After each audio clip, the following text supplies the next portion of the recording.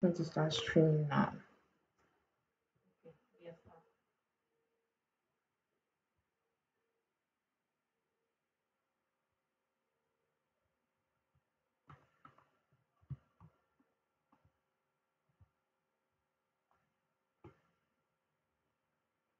Good evening, good afternoon, good morning, wherever you're joining us from.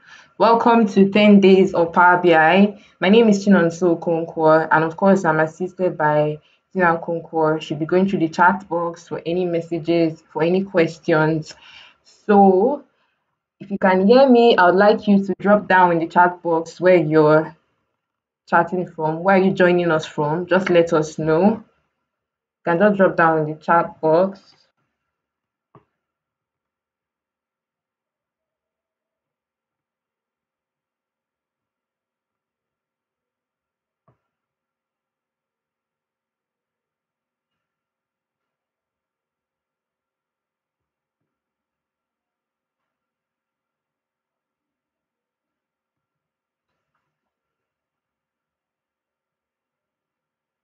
Can see your locations coming in. Please keep dropping them in the chat box. Thank you for joining 10 Days of Power BI today with us. So now, usually we have like a 5 minute break to wait for others to join in. But seeing as I want to go over a concept yesterday that I'm not sure everyone got clearly enough, I'm just going to go over that and try to cover that in 15 minutes before we go over today's topic. So I'm just going to go over um, the differences between the unique and the distinct values that there seemed to be a confusion about yesterday, so we can get that clearly before we go into today's topic. So I created a little data set I'm just going to share with you guys to explain that concept properly. As you can see on my screen, I have the dataset loaded and open in Power Query Editor. So Power Query Editor was the tool I explained that we use to apply various data transformation. So as you can see as well, if I go to my view tab, the column quality is turned on, so you can see the distinct values and the unique values in this. So I'm going to be using this to explain what distinct values and unique values mean.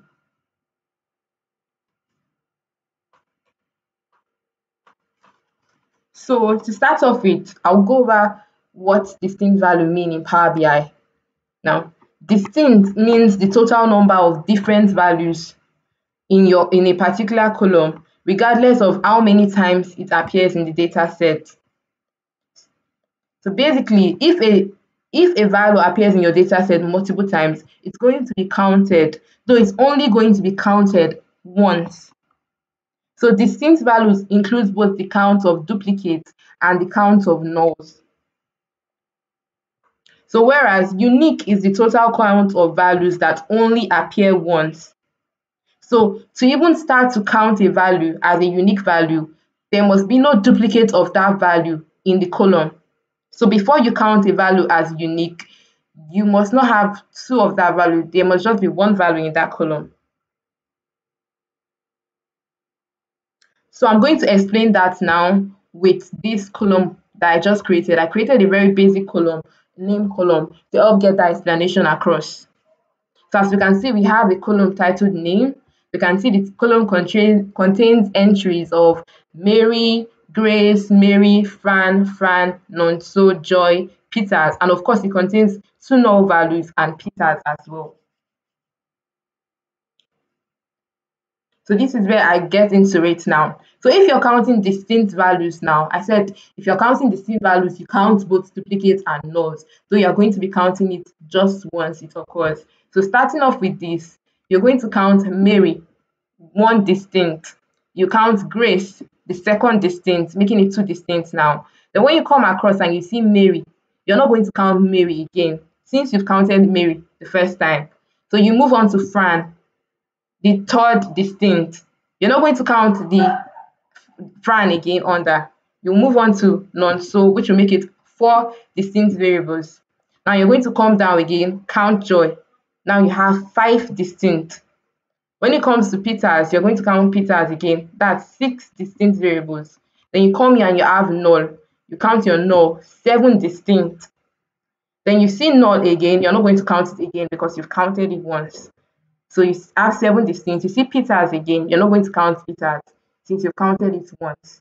So now you have 7 distinct values in this name column. So basically, it counts duplicates and nulls, but we only count it once that it appears. So that's how we have 7 distinct values in this column. I hope that is quite explanatory. So let's move on to the unique values now. So unique values, like I said, it's only going to count values that appear once. So if the value is already breaking the rule and appearing twice, unique values is just basically going to look aside and going to ignore it. So let's start off with Mary now. Going through the data set, you can see Mary appears twice. You have Mary here and you have Mary. You have Mary in row 1 and Mary in row 3. So distinct value is not going to count Mary at all. So let's have Mary excluded now. Let's move on to row 2 now. Row 2, we have Grace. Let's scroll through. We are not seeing any Grace again. So we're just going to pick Grace as one unique value now. Now we have Grace sorted out. We have Mary in row 3 sorted out. So we have just one unique. Moving on. Now let's look at Fran. Now we can see that we have 2 Fran values here. So unique values is not going to count this at all. So let's just throw this out. Then we move to the next. Now we're going to see Nonso. Now Nonso is appearing just what? Just once. So unique values is going to pick Nonso. So it's going to pick Nonso as 1, making it 2 unique values counted now. Then when you move to Joy, you check Joy is only appearing once. Joy on row 7. So unique value will count it as 3 as well. Then when you move to Peters, Peters is appearing twice as well as null. So those values are not going to be counted. So we've counted 3 unique values. So this is how you check. This is how you understand what this column profiling entails. This is just telling you that there are 7 distinct values and there are 3 unique values. It's just some simple data profiling. I hope that has been quite explanatory enough. So we're just going to move on to that. If you have any further questions on this, we're going to open the group later, and then you can just make a question about it and post. I don't want to waste too much time without going into what we have for today. Okay. So now that has been said and explained properly, so we can move on to where we stopped yesterday. So I just want to know if you have enough participants in the class so we can carry everyone along.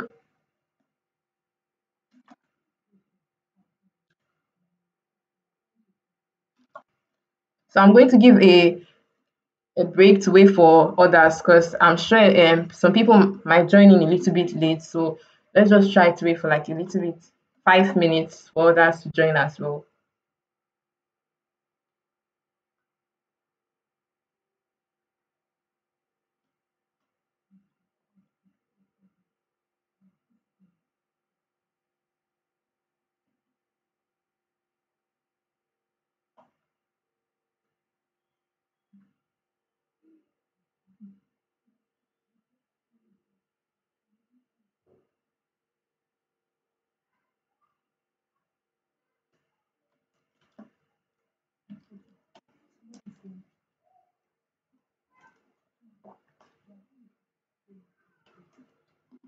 Okay, I get from Tina that I should explain this again. And since we are still waiting for others to join as well, I'll just go ahead and do that.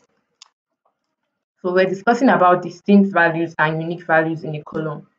So I said distinct values is the count of all values in a column. I repeat, distinct values is the count of values in a column, including duplicates and nulls. But the exception here is, even though it includes duplicates and nulls, it's only going to count the occurrence once. So if you have a duplicate entry, it will count that duplicate entry just once.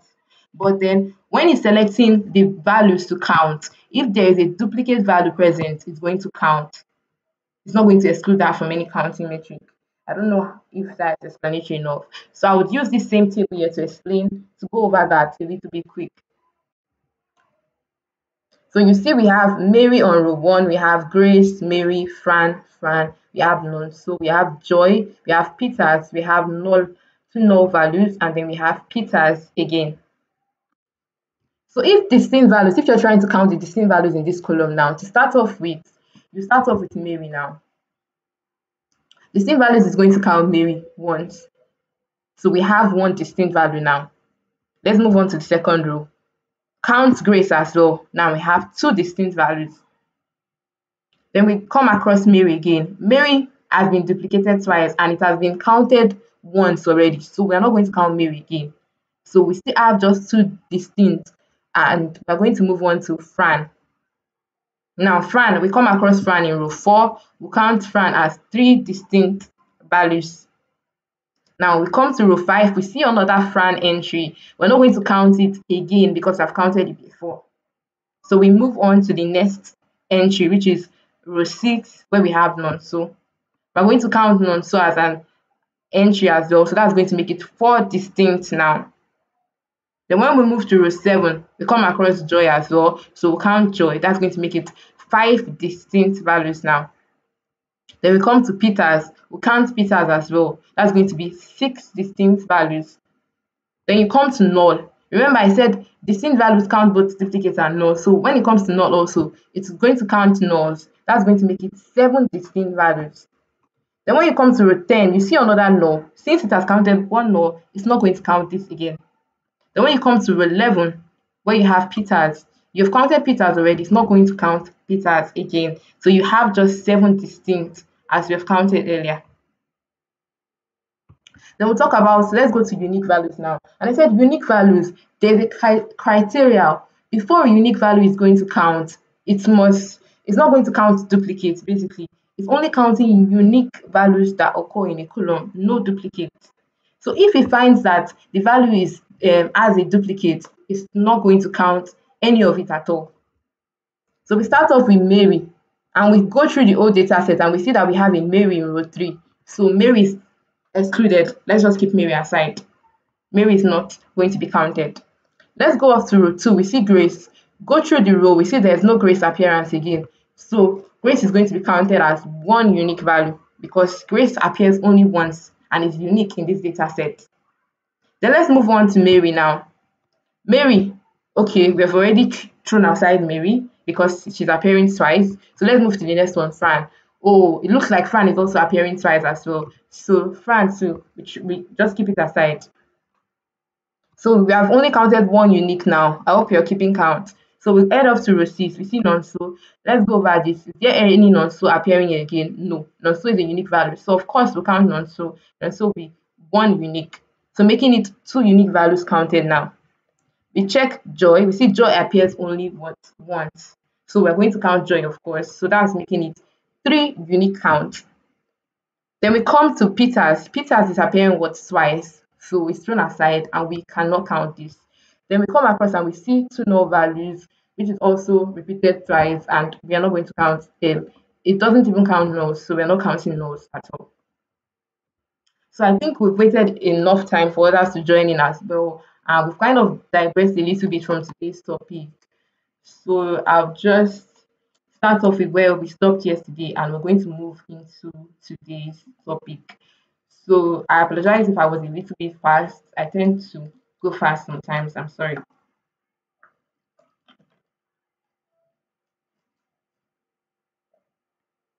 So moving on now, I'm just going to close this because we're done with this. I don't want opening too many tabs in Power BI can slow down my system and everything. So I don't want any interactions today.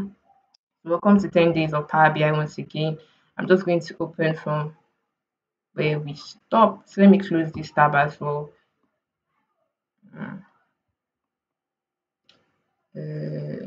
Don't save.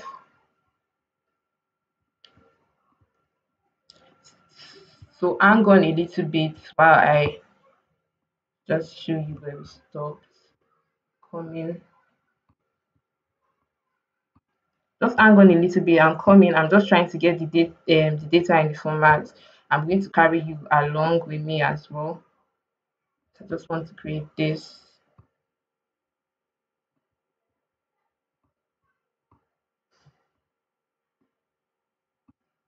So this was where we stopped yesterday, and this was where we stopped yesterday. So I talked about column profiling based on top 1000 rows, but you can also as well decide to do your column profiling based on the entire data set. So you can see column profiling based on top 1000 rows. I can decide to take column profiling based on entire data set. So we can clearly tell that it's not just the top 1000 rows of our data that is clean, it's everything in our data set that is clean. So this is just it. So now that we've come to this, I'm not going to go over the data cleaning process again today. I'm sorry, we have to like move on. If you watch the other, go ahead and watch day two's video. It should help you.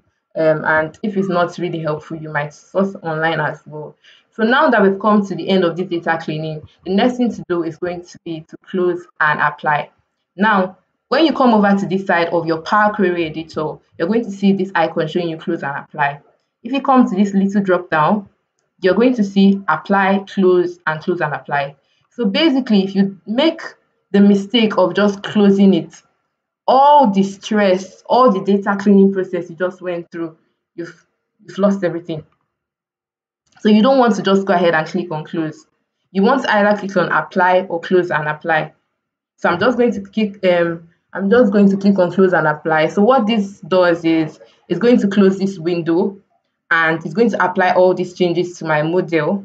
And I'm going to go to my report view right now. So I'm going to click on close and apply.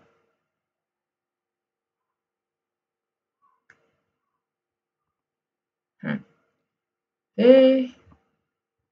So that has been done. We can see our data set is here, of course. This is because it has been okay. So now that has been closed and apply. Okay. So you can come to this. This is your report view, like I said, where you have your canvas that you can easily build visuals with. And coming on next here, you have your data view. So once you come here, you can see your data. This is why I said that when you load data, you'll be able to see this. You see, yesterday's class, I named this HR data, and now you can see the name, the gender, the department, the salary, locations, and different ratings. So this is your data set now. You can come onto your model view. Now, a typical process starts with collecting your data, which we did yesterday. We enter data we get data from an Excel workbook. So when you get data from an Excel workbook, you move on to cleaning your data to prepare for analysis using Power Query Editor. That was the second step. And now the third step would be to model your data. But you only model your data when you have more than one tables. Basically now here, what I'm having is just one table. As you can see, I have just HR data. So I don't want to go into data modeling right now, but you're going to see that it's going to come up a little bit today. Since we have just a single table, because when you start out as a beginner data analyst, majorly you see some data files that just contain just a single table, and you go ahead to clean and analyze and produce your insights.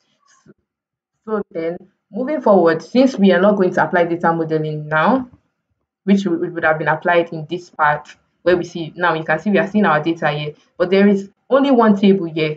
I can't find another table to connect here because this is just one data table.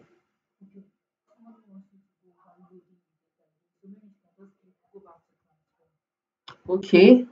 From the chat box, I'm hearing someone needs to see how the data was loaded in again. So basically, I mentioned something earlier before that you always need to go to Power Query Editor sometimes to apply some changes again. You might decide that, oh, it looks like I forgot to do this to my data or something. I want to go back. So that's what I'm going to be doing now to show the person this step. So to go back to that Power Query Editor, looking on my home tab now, I'm going to come to queries and I'm going to come to transform data. So remember, I said Power Query Editor is used to transform data. It's for data transformation. So once I click on this, it's going to take me to the Power Query Editor. So once you look under here, you can see I have two tabs open. So now this is the Power Query Editor window. So now this is where I came across to this close and apply, and then I'm just going to do close and apply. And usually, once I hit close and apply, it's supposed to give me a pop-up here loading this data. Except the data was already loaded previously, then it's not going to show me that pop-up. So there's just supposed to be a pop-up showing me loading data around there, just a small pop-up box. So once you try to load your data as well, you're going to see that pop-up box. So I think maybe that's the thing the person is trying to see and didn't come up, but that's because the data was loaded already. So you're going to be seeing that once this is the very first time you're loading your data to the report view, to Power BI. So now that I've shown you how to close and apply, which I started by going to my transform tab and it's open Power Query Editor, and I did that. So I'm going to just, okay, I talked about the modeling, okay. So we're just going to move on. Now that we have our data ready, we're going to move on to what today's topic entails. So I'm going to go to my slide. So today is day 3 of 10 days of Power BI. We've been coming along slow and steady. We're making it. So today's agenda will be about how to choose an effective visual, how to add visuals to your report, and how to format your visual and import a custom visual. We're going to talk about what a visual means, what a visual entails in today's class. So it's just something missing here. Okay. Let me see. So let's start off with visualizations now. In Power BI, visualizations in Power BI is divided into two. We have visuals and we have elements. Now we're going to start off with visuals and try to understand what visuals mean. So let's start off with that. Visuals are charts and graphics that allows you as a data analyst to share insights more effectively. Visuals increases the comprehension, retention, and appeal of your analysis, and visuals are a very fundamental part of your report. So let's go over this now. Visuals are basically charts. So we might have come across bar charts maybe from statistics from, let's say, secondary school or high school, might have come across visuals. So visuals are basically just charts. Now, data analysts, we are tending to analyze numbers. And sometimes sharing numbers might be more appealing if you show it using charts and graphics. So this is where visuals come into play. So having visuals will help you in the comprehension and the appeal of your analysis. We love to see something that looks appealing to our eyes. That's just the human. We love aesthetics and stuff like that. So let's moving on. So in selecting visuals now to solve a problem, you need to learn how to choose the right visual from visuals Power BI makes available. Now, so there are so many visuals that you're going to see in Power BI, and there are so many you can be able to get in a marketplace in Power BI, which we'll talk about further down. So in selecting visuals, you need to learn how to choose the right visuals, and you need to learn how to format your visuals. Why are you formatting your visuals? You need to format your visuals to tell a story. Telling a story is basically directing your user's attention to exactly where you want it. Now, we see a lot of visuals online where people focus on just the aesthetics. They want to just show you a very fine visual. And while that is not entirely wrong, showing your visuals, them having a fine or a beautiful visualization is not a bad thing. But you should not get distracted by this and miss out on your analysis.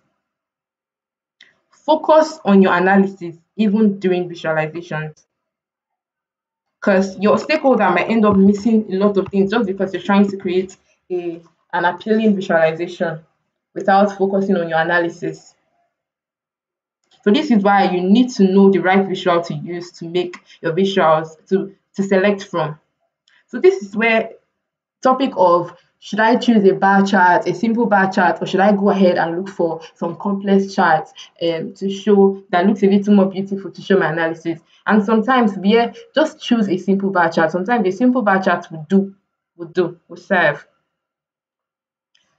because your stakeholders might be someone who does not have deep knowledge into the whole analytics process, and you don't want to end up should I say schooling them or taking them through an entire process of learning what your visual entails. But it all depends on your audience. The visuals you are creating depends on your audience. Who is the audience of your visual? Who is going to be who are you creating these visuals for? So let's move on. Let's talk about some of the visuals we have that Power BI offers us. So this is how it's going to go. I'm going to explain the visual, and then I'm going to go to Power BI and I'm going to show you the visual, how to create it, and what it looks like basically in Power BI. So we'll go over one visual, then we'll move on to Power BI and we'll get to see a little bit of it.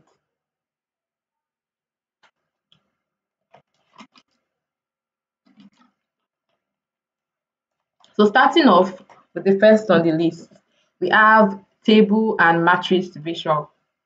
Now, table contains data in the sense of rows and columns, and it contains headers and row for totals. So I think table might be something we deal with on a daily basis, or maybe not. But for some of us, or most of us, we have an idea of what table entails. Now, a matrix visual is similar to a table, but it gives you more capabilities. It can show you more elements. With matrix visuals, you get to not just have your rows and columns, you can get to add more values. That is what makes it a matrix. So it's basically a table that you're adding more values to make it a matrix visual. So now that that's been said, let's head off to Power BI and try to create this table visual. And so I just want to show you how you select your data and create a table visual.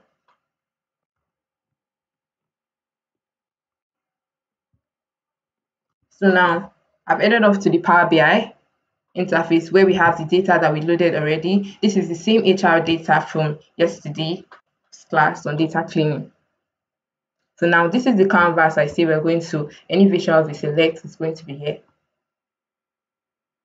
This is our filters pane, our visualizations pane, and our fields pane as well.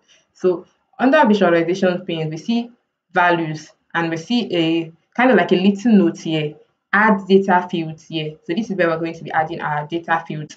And I discussed earlier that data fields is the same thing as saying a column, a data column. So sometimes you're going to see column, you're going to see fields. They are used interchangeably. So this is our table of data, and these are our data columns or our data fields, which we are going to be adding here to create whatever visuals we want. So today's class is just creating visuals. We're not going ahead to create any report or dashboard. We're just going to be creating visuals. I'm just going to be picking visuals and dropping them for you to see and have a feel of them. So now that that's been said, let's go ahead to just create a simple visual of, let's say gender. So I'm just going to select gender, you either tick on this box here, which you can see, or you drag and drop. I'm going to cancel this again and show you that. So it's automatically populated this visual. So I'm just going to remove this first. So you see exactly how it happened again. So I came here, I selected gender. I can decide to just tick it here and it's going to apply. So let me just hit on that button and then it has applied successfully.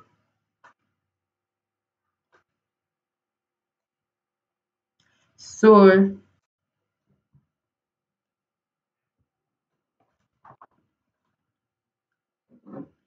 it has applied successfully. So I'm just going to show you again. If you either tick it or you drag it and you drop it. Not glitching yet. I'm just trying to connect to my mouse. I don't want the glitching problem that happened yesterday to happen again. So whenever I'm in Power BI, it tends to happen. I don't really know why. So I'm connecting to my mouse. So I've selected the gender, and you can see something like a table, but so I've just selected like just one column. So I'm going to select like salary as well.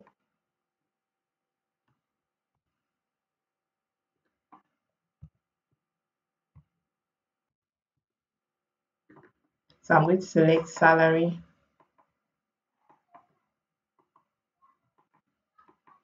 Mm, just going to drag and I'm going to drop this here.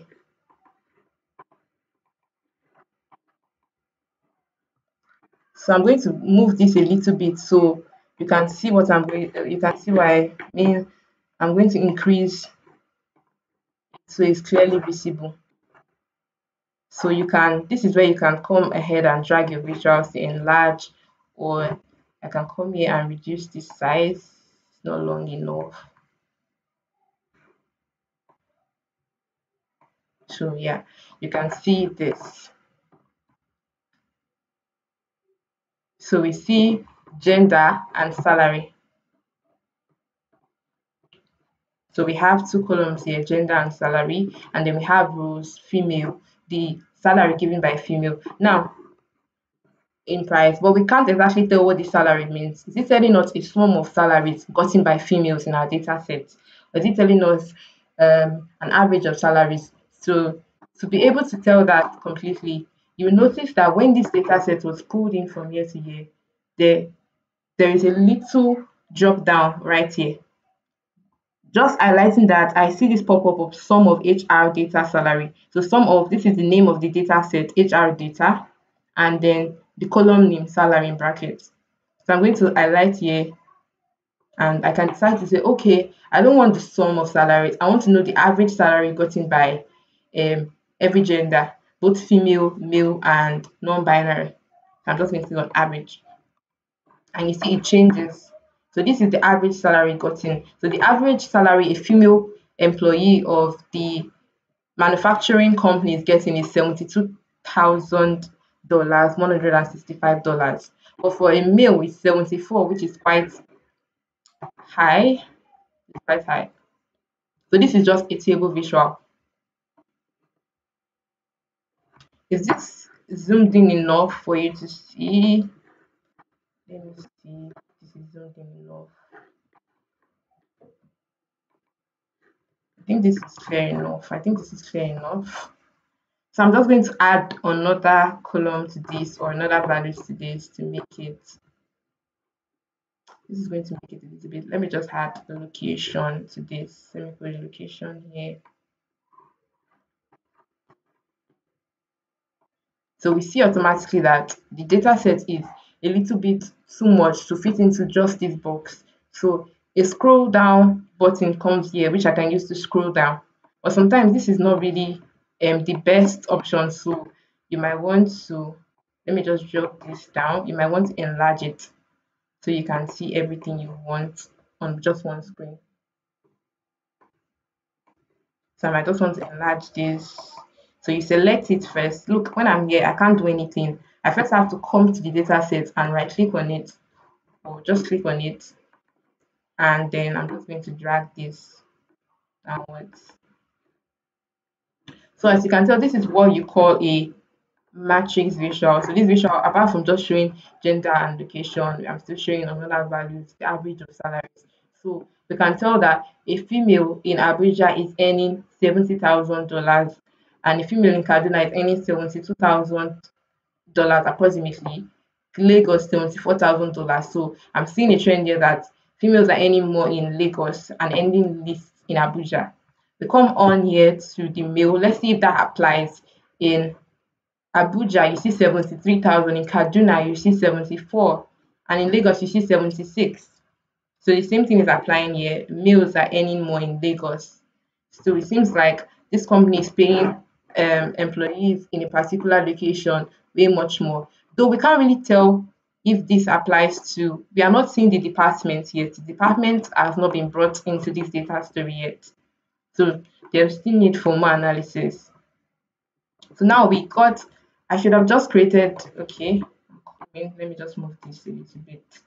So now we've seen how we can create a table visual and how we can easily just add another value and create um, a matrix visual. So you can just come here and rename this page. Let's see, I'm working on this. I just want to call this table slash slash matrix. Okay, this capital letter, I don't want capital. This is matrix, and I'm going to click on enter. So I can come here to add another page. So I'm just using different pages to do this first. So when you come off analyzing your data set, you start off with not really having an idea of anything. You just start off with analyzing, like picking different charts, testing out different hypotheses to see where. They wanted to repeat the Okay, from the chat box, I'm hearing I want the table visuals repeated. So let's go over that real quick. So basically, once you have, let's say I created this table now and I do not need it anymore. I'm just going to click on these three buttons here. And then I'm going to select this remove here and I'll remove this. So I can create it again. So I'm going to be explaining the table visuals again and how I decided to get an average of the salary. So this is just a blank sheet. We're starting over again. This is just a blank sheet. Now to select, Power BI automatically selects a table visual by default. If you don't come here and select one visual, you just go ahead and start putting it. Power BI will just select a table for you. But if you want to be specific enough, you can come here and still select a table visual. But automatically, if you're going about creating a table visual, you don't even need to select it. Power BI will just give you a table of your data. So I started off with bringing the first thing here, which is gender. So I say you can drag and drop, and then it's filled in. Then I picked the salary as well. Now you can see something next to my salary. You can see a sign in statistics. This sign is signifies summation. So it's the summation of anything. So with this next to it, this shows that Power BI is correctly detecting the data type as numerical, so it can perform calculations for me. So that was why detecting data type was quite important at the data cleaning stage. So now I'm just going to drag salary and move it under these columns as well. And now salary is selected. But now I don't know what the salary is telling me. Is it telling me sum or average? I can come over here just to see. So you see this little drop down icon here a little bit. I just over around it and I see sum of data table name, HR data, and column name, salary. So and I'm like, okay, I don't really want the sum of salary gotten that by females. I want to see what is the average salary that a female in that company will get. Like an average person, what's the average salary that someone will get in that company? So I'm just going to come here and click on this icon here. And then I get a lot of options. I get average, I get minimum, I get maximum. So I can see the minimum salary gotten by each gender. I can see the maximum. So you get a lot of options here. So I'm just going to pick average. And immediately I do that, you see automatically changes to average of salary here. And you can see it here in the heading as well, average of salary. So that's how I created the table visual. And then for the matrix, I just picked the location and then I dropped, okay, or let me just come in, let me pick the location and drop that here. So we have the location as well.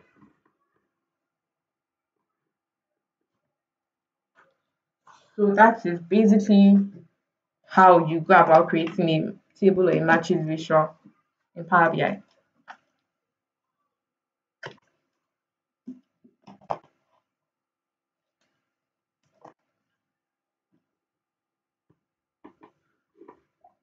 You could want to format this visual to include, let's say, let me start all over because you don't. Let me start over again.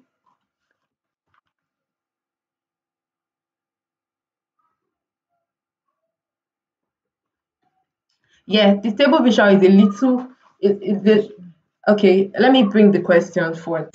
A question came forth of this table visual. Is it the same as pivot table in Excel? So this table visual is an aggregation of your data as well. So yes, it is similar to the table. It is similar to the pivot table in Excel. It's similar to that. I can't really say if it's exactly that, but it is similar to that as well. So let's go about and see if we want to format this visual and give it like, just say average salary or rich gender. Let's say we want to just title this. I'm just going to come on to my visualizations pane, and I'm going to come off to this icon here. You can see the icon. When I hover around it, I'm going to see format your visual. So I want to format my visual. I'll click on it. You're going to see a lot of formatting options. I'm not going to go over this for now. You see general. So I'll come over to this general. When I come out to general, I see a title. I will decide to turn that on. So once that's turned on, I can drop this drop down box down. Then I see text. So I decide, okay, text. Let me enter in a text I want for my title. Let's say the average. You see, it's entering automatically on my table. Average salary by, let's say, okay, that's a bit salary by gender and let's say and location. So this is just it. And when I come down here, I can see the font size and be able to change that if I want. If I decide that, oh, I don't like this size, it looks a little bit small to me, I can increase the font size here, go up a little bit.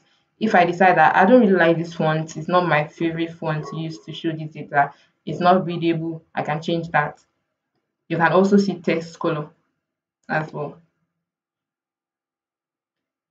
I can also see the alignment of it. Now, this alignment now, it's aligned, it's left aligned. So when I click on this, it's going to be center aligned. When I click on this, it's going to be aligned to the right. So I want it to be aligned the way it was the way it was aligned by default. So I'll just come to the left. Because I think we read from our left to our right. So it's just easy for me if it's just that way. I just prefer it that way. I think that's the best format for that. I'm just increasing this so it contains everything.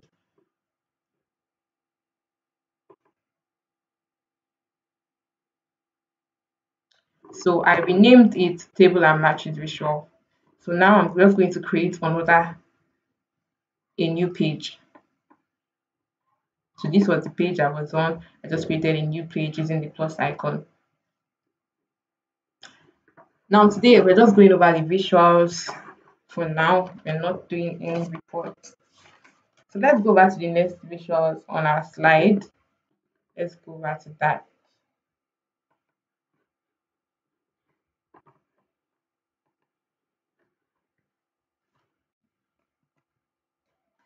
So the next visual is a bar and column chart. Now, bar and column charts, Power BI provides different variety of this. So you get your horizontal column chart, which I'll show you. You get your vertical column chart, and you get clustered and you get stack chart. You can get your stack chart. You can get 100% stack chart. I'll just pick some and show you today.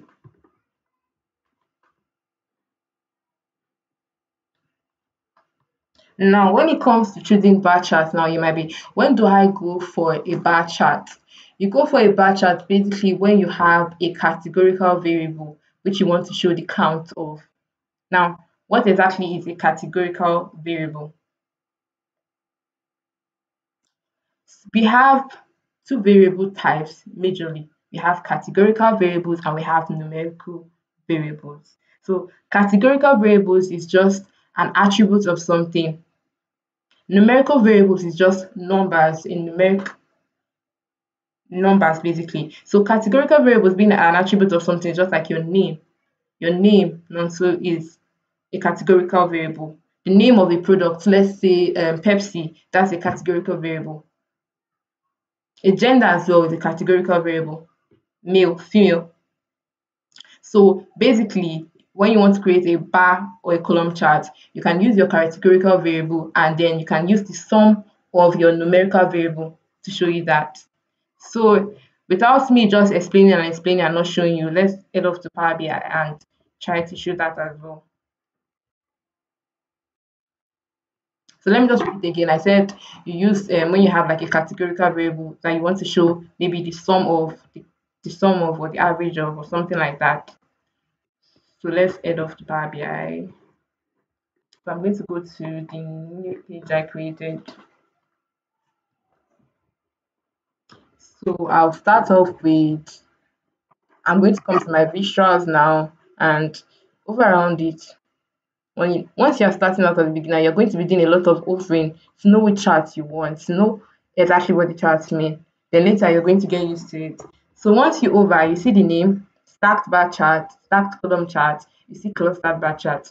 Now this is your basic chart, but this is the horizontal form of it. When you see bar chart, the bar chart is the horizontal form, the column is the vertical form. Let me show you. I'm going to show you what it means when it's column and when it's in vertical. Okay, yes, this is already showing it. Let me just put this side by side. Let me pick the other visual as well. Okay, I think I selected. Oh, wait, let me pick it again.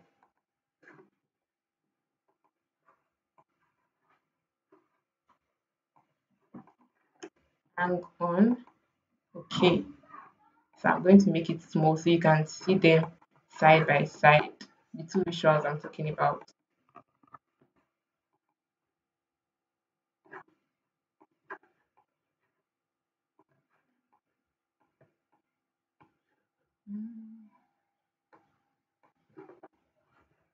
Hang on while I just fix this. Moving with a mouse is not the very best thing. I don't really use a mouse to create anything, but I don't want this to start glitching. So I'm just using a mouse for today. Now you can see what I'm trying to say now, that this is your bar chart. This is the column, and this is the one that's horizontal, and this is the one that's vertical.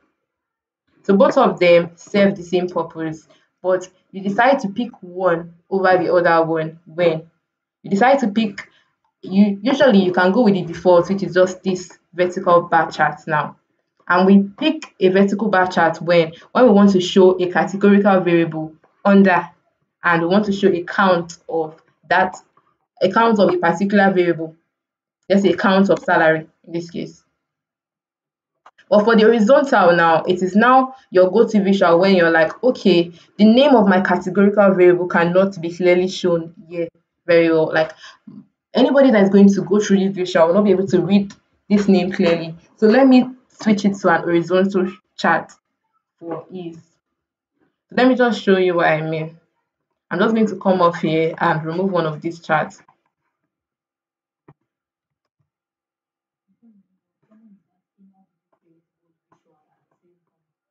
Okay. How did I create? There's a question. How did I create both visuals at the same time? I'm just going to come to a new page and show you that. So basically, you just select one visual first. I selected clustered bar chart. Once that is selected, I'm going to just select anywhere on the canvas. So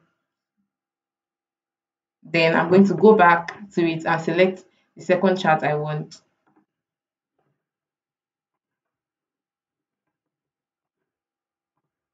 Let me move this a little bit.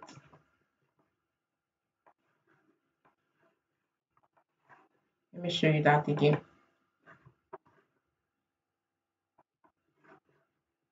You can scroll up and you can see that it's three visuals I selected because I just selected this third one again. Let me go over it again. Let me just delete this page. I'm just going to delete this page real quick. I don't want this page. It's a bit confusing. Let me create a new page. So the first thing I do is I add up this visual, and then I can come again here, click on anywhere, and then you add up another visual. So you can see the first visual on top, and you can see the second visual beneath it. So now that that has been explained, let's move further. So I'm just deleting this. It's not needed. We're still on page 1. So now I want to show you the first instance of using a chart, column chart. So I'm just going to remove this one. This is just the one I need to use. So you can see select or drag fields to populate the visuals. So I want to, the same chart I was showing you on tables, I want to show this with a bar chart. So I'll select gender. I want the x-axis, which is what is underneath this to be my gender. So I'm just going to drag and drop gender. And that's going to populate. You can already see gender beneath that. Let me reduce this a little bit.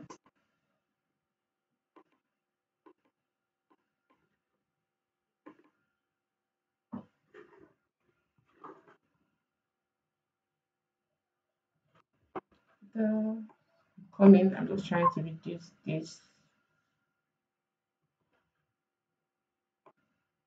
Ah, okay, now that's, I want everything to fit, but I keep missing the mark. Okay, now that's good. This good. So I have my gender selected on the x-axis. Next thing I want to do, I want to see the salary of each gender, the average salary of each gender. So I'm going to bring the salary here, and I'm going to put the salary on my y-axis. And now you can see something that happened now. You can see the gender and you can see the salary. So this same thing that happened in table where we got the sum, if you come here again, we're going to see automatically it starts with sum. So we can also still change this to our average, sorry, to our average. So there's one thing I want you to take note of when you're looking at this visual. You can see that these values here,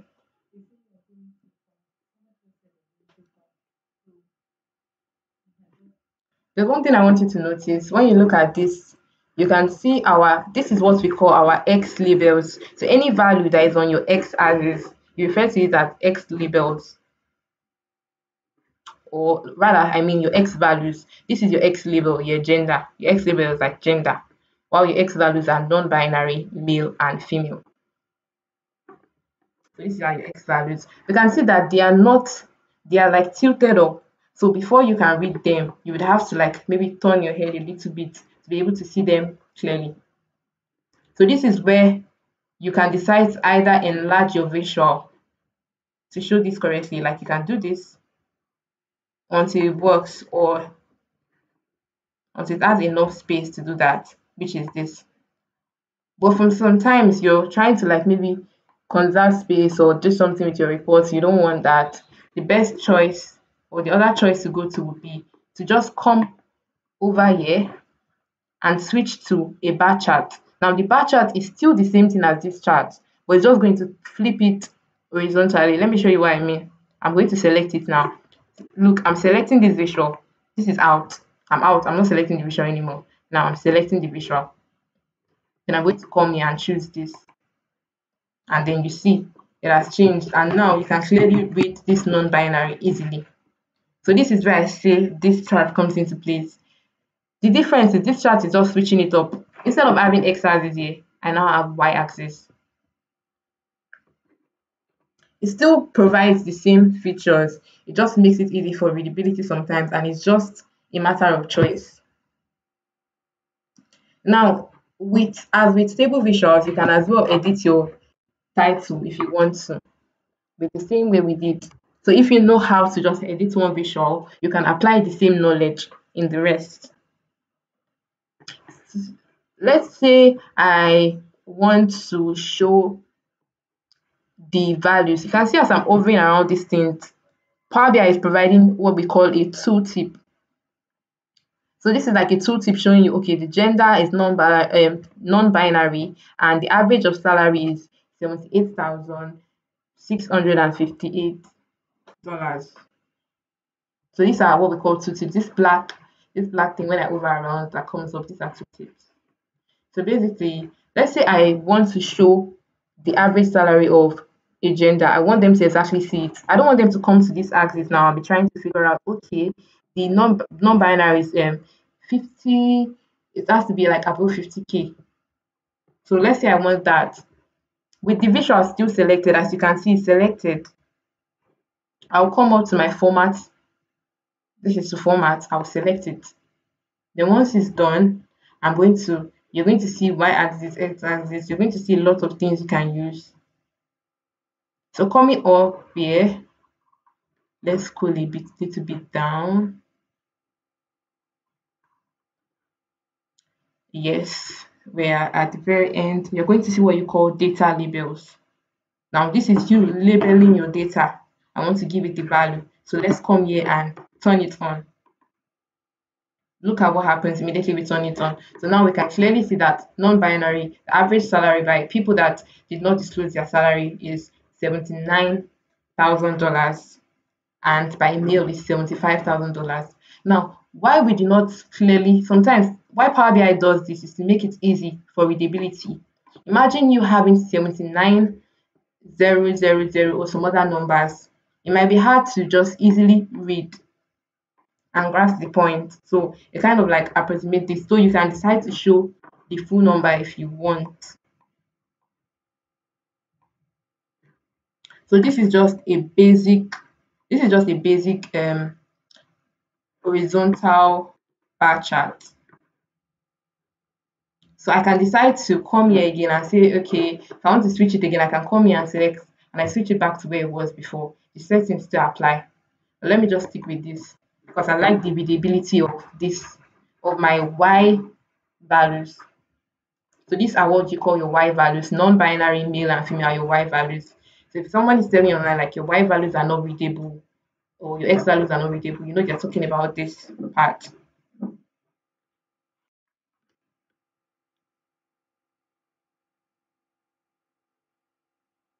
Okay. I see a question from the chat box saying, can you please break down the X and Y axis and what determines how we choose the values to select? Like, why are we putting gender in the X and salary in the Y? Okay. Now, this depends on your analysis. Basically, like I said, you're going to put your categorical variables on your X axis, except you decide to flip it over like I just did to an horizontal chart. So what is my question now? Let me just put it forth. Let me make this easy now. Let's say the question is, what is the average salary by each gender? This is the question. We're trying to create a chart off of. So I'm starting from ground one. I'm starting from ground zero, I mean, from basic. So what is the average salary for each gender in my manufacturing company? This is the question. So I want to see the gender and I want to see the average salary. Starting off with my simple chart, you start off with your simple, just start off with this. This is easier to get. You pick your gender and you place it on your x-axis. Let's say I decided to do this now. Let me flip this and see what we get. That's descriptive, or what we would even get if that would work. You see what we get when I flipped it. The Y values is just showing me a count of, it's showing me an aggregation, a count or a sum. So looking at what I'm getting, this is basically just gibberish. This doesn't work. So I'm going to flip it back. This switch doesn't work. In this chart, the y-axis is an axis for sum of values, average of values, minimum of values. It's just an axis for aggregations. So your x-axis is the axis you place your categorical variables. And I said categorical variables are basically attributes. They basically come in like text-like format. So you have your name. So if I wanted to put a name, I would have put it in my x-axis. If I wanted to put a gender, I'll put it here as well. But salary is a numerical variable, so that's why I'm putting it in my y-axis. Look at this. Just highlighting, or rather, hovering around your y-axis, what do you get? You get told the numeric amount to plot. So the only thing you're allowed to put here is numeric variables. If you don't put numeric variables, Power BI is basically giving you like a cheat sheet that you're going to get kind of like, you're not going to get something good. You're going to get rubbish basically. So I think that has been sorted out why we are putting our x-axis, why we're putting gender on the x-axis. I think that explains it. And then I'm saying, why am I switching this over to this? Because this is not readable enough. So that's why I'm switching it over to this other chart. And now if you come here now, your x-axis is going to be telling you the numeric amount to plot for this. So for the earlier chart, it was our y-axis that was telling us the numeric amount to plot. So a little bit when you start Power BI, you are going to probably be doing a little hovering around to kind of like give you an hint of what you're doing. Or when you get stuck and you think, oh, this is not doing exactly what I want, what could be wrong? You can also just browse online to help you figure out what you're doing if you're wrong as well. Yes, that is a nice question as well. And we're going to get to that. This is just a simple, okay. I'm sorry I didn't repeat the question. Tina just said from the chat box, someone is asking, what if we want to add more fields as well? And I said that's a nice question. And I'm just dealing with a simple column chart now. Once we move on to, okay, let me just go ahead and show you that right now. Decide you want to add up, let's say, want to see it by location as well, like we did earlier. You're just going to carry your location, and let me just pick location and place it on our y-axis, because location is also come in location. Where are you going to stay here? Let's see. Let's not school. Let's see that. Come in a little bit. Just to this chart. Let me show its location.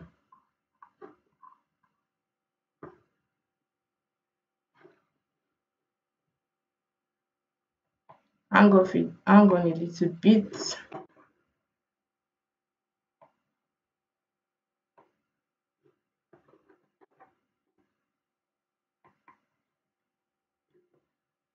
Let me just see. Let me just see. I'm coming.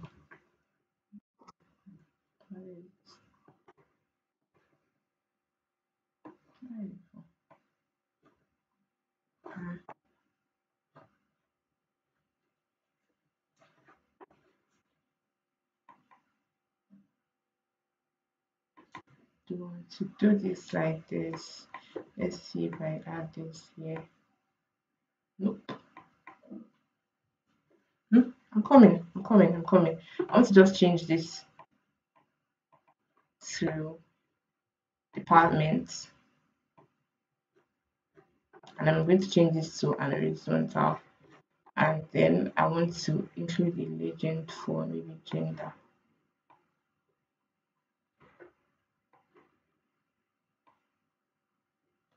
Okay, so I'm going to go over what I just did now. Everyone, I'm going to go over this, guys. I know that I moved a little bit fast trying to figure it out.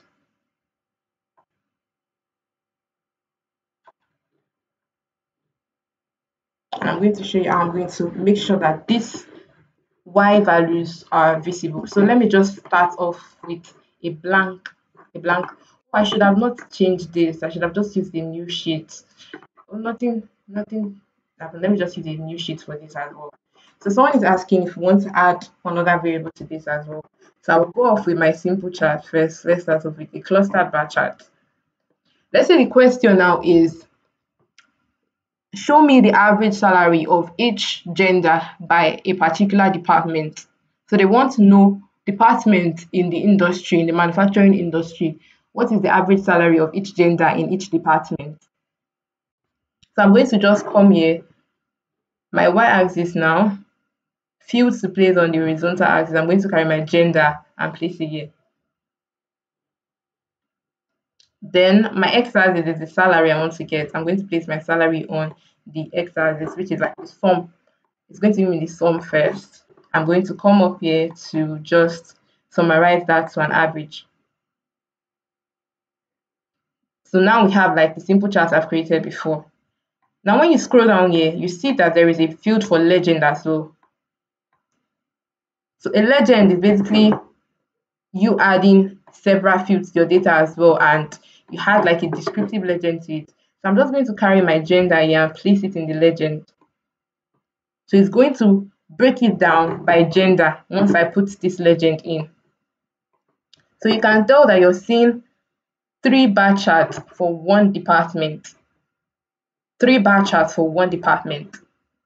So this is the answer to the question. So I can also come here and increase the data labels if I want to. But first thing I want to do is this business development is not showing clearly. So I'm just going to come to my format your visual. Where is this business development on? Is on my Y values. So I'll go to my Y axis. Coming up here, I'm going to see the maximum area width. Seeing this maximum area width, I'm going to just drag it. See, it was at 25. When I increased it a little bit, I was able to see business development correctly.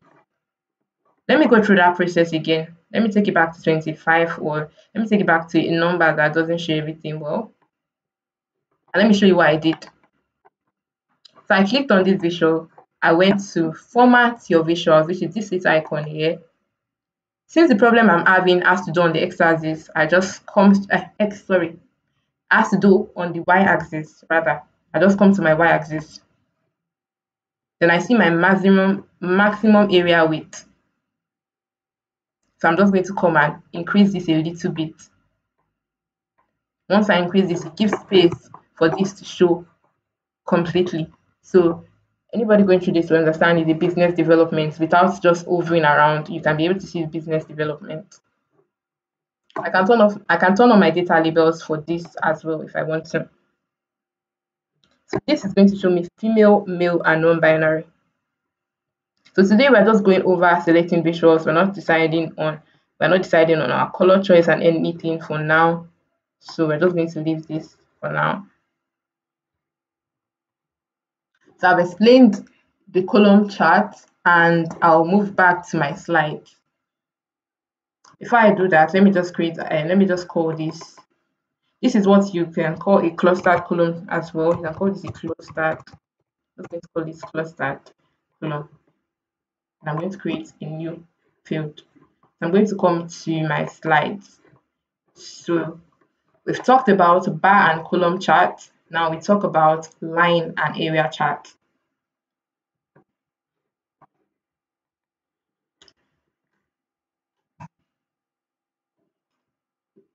Basically, line and area chart are, when do you use line and area? Okay, let me just go over reading this through. Line and area charts are useful in showing trends over time. The two charts are quite similar. The only difference is area charts highlight the magnitude of the change over time. Now, let me explain what exactly this means. So basically, when you have some data sets, when do you use a line chart or when do you use an area chart? You use a line chart when you want to show trend over time. What does it mean when you have time? When you have time in your data set, you have like a date, or you have like a year, you have like January, February kind of data, or you have Monday, Tuesday, Wednesday, or you have just a normal date, like let's say 2/04 2022 or something like that. And you want to show trends over time, like you want to show sales. Let's say you want to show sales by the month, like you want to see exactly how your business progresses in sales during a full year, like during let's say 2021, you're in 2022 now, you want to see your 2021, you want to see where your sales spiked up and where your sales dropped. You know, if you can be able to see this, you can be able to dig further and tell what happened in that month that could have made my sale drop or could have made my sale spike. So that is where the line chart comes in just showing you first what is happening. So I'm going to show you how, since my this data set I'm using doesn't contain a time data, so I can't show you a line and area chart. I can't create one now. But peradventure, our case study might have one or should have one. Then I'm going to show you how to build a line chart and area chart. And basically, yeah, this difference is talking about that the area chart highlights the magnitude of the change over time. Let me just show you a representation of this chart. So this is a line chart and this is an area chart. Okay, sorry, I skipped a little bit. This is basically showing you line chart of a business from January to December for 3 countries. The business has branches in, say, France, Germany, and United States, and they want to see how their sales progressed in these 3, I say states, these 3 countries rather. When you look here, you see this is the line chart. When you look here, you see this is the area chart, and they're basically similar, except that you can see these portions shaded. These portions are showing you like the magnitude. So that this is just the difference between these 2 charts. The area chart is just going to show you the magnitude. Now, when do you use a line chart or when do you pick an area chart? Basically, both of them works. This part is just, I'm just going to say it's just your preference. Line chart and area chart basically just show you the same thing. So looking at this chart, one of the things I will say about this chart that I do not agree with this chart as well is the X values. The X values showing the month January and February are not clearly easy to read or to interpret. So if they wanted to do this, they could have decided to just replace these names using our data cleaning that we do find and replace. Instead of January, you could shorten this to just JAN, like Jen, and February. You can shorten this so it can easily fit in. You get? So I feel like that would have been better than asking people to just tilt their head to read this.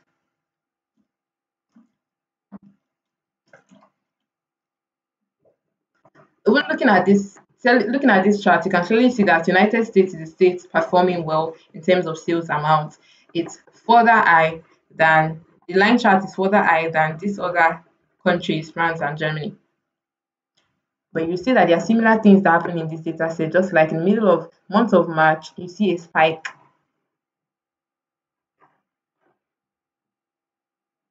So now that we understand that line charts are used for showing trends over months. So if you have a data set containing months or containing dates or containing any time data, you can use it to show sales, you can use it to show revenue over time, you can use it to show any numerical variable that you want to track over time. I think that is explanatory enough. So I'll just move on to the next visual. Okay, let me just take it a little bit back. I just remembered I did not include a particular feature I wanted to in my bar and column chart. No, I said it includes bars in clustered or stacked format. So we did for the clustered when somebody pointed out that what if you want to add another variable. So I want to just show you a stacked format. So I'm just going to go to Power BI interface and show you how you can create a stacked bar chart.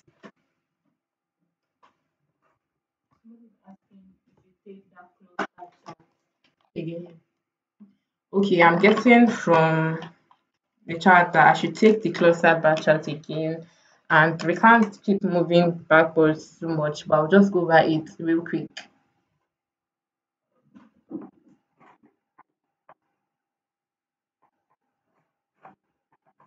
So this is where I created the clustered.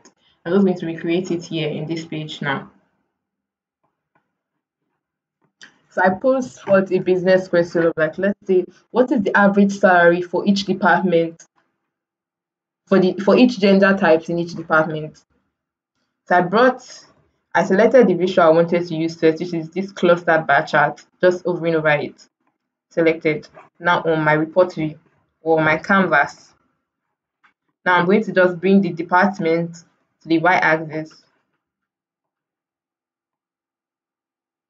And my x-axis, I want to show what? I want to show the median, I say the median, the average salary, which is, so I'm just going to change this to average. I want to include another feature, so I'm just going to scroll down to where I have a legend. Oh, Okay, I'm moving a little bit too fast. Let's just go down to legend. And then I'm going to add where we see it. This is my gender. I'm going to add gender. Now we have gender. So this is how I created the clustered column chart, or clustered bar chart rather. And then I formatted it to be able to read my Y labels, or rather my Y values correctly. So I just came to this format of visual. Since it's my Y axis that has the problem, I would go for the maximum area width. I decided to increase that.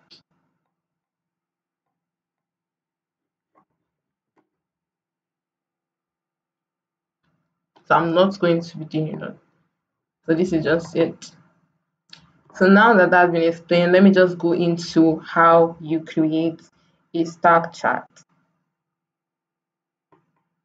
So I'm deleting this page because I already have a cluster created before. This was just to explain to anyone that has issues. So I'll create a new page. And so you want to create a cluster chart. A cluster chart is basically, let's use an 100% cluster chart. It's showing you a distribution of particular variable. Let's say you want to see, I think you see a cluster bar chart like should I use a diverging? Let's use that. Come in, let me just pick it up from here. Let's pick the chart first. Typically, you use the clustered bar chart. When do you use a clustered, I say clustered, sorry, I'm mixing it up. When do you use a stack bar chart? You can use a stack bar chart if you want to show how, if you also want to show how parts contribute to your whole, or if you want to show particularly ratings.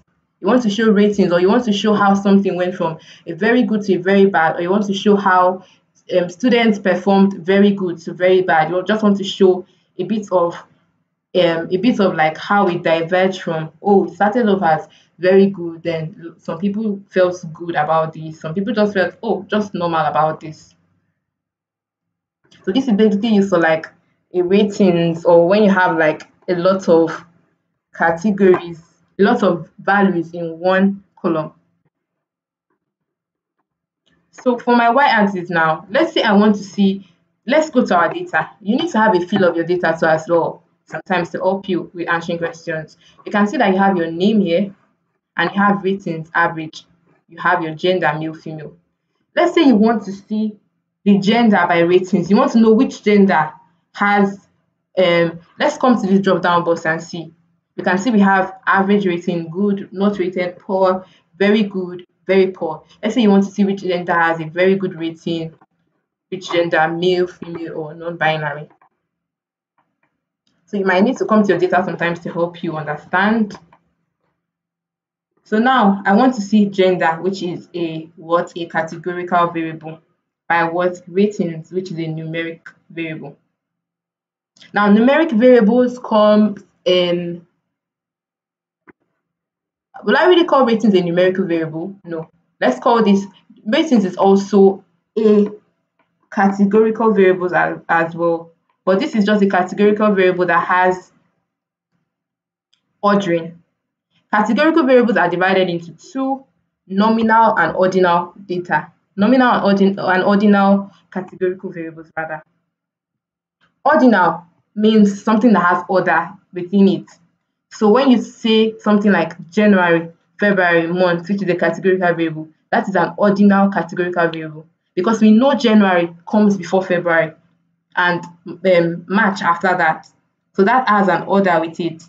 But when you talk about something like male, female, and non-binary, this is a nominal categorical variable. It doesn't have any order to it. Male can come before female, female can come before that. So it doesn't have any inherent ordering. So in this visual now, our ratings now contain average, not average. This ratings now has an order to it. Probably you want to see how the order is from like when the ratings was very good to very poor, very good to just good, to average, to poor, then to very poor. So let's start off with bringing our gender, which we want to see to the y-axis. We want to see the ratings. We want to see which gender has the ratings. We want to see the distribution of gender by ratings. So let me go over what I did again with this visual. Let me just remove this. I came over here and I picked out my 100% stacked bar chart. So picking this, I'm going to come up here to select the gender, drag and drop. And then my x-axis is going to be my my ratings. This is just showing me the full ratings. This is not what I want. I want to see all the ratings. So I'm going to include this ratings as well in my legend. So once I do that, we see this.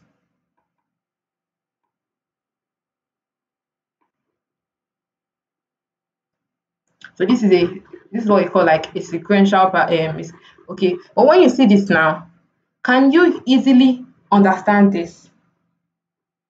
Looking at this, it's ordered. You see average here, you see good, you see not rated, you see poor, you see very good, and you see very poor. It's not ordered in a way that can help you easily see things.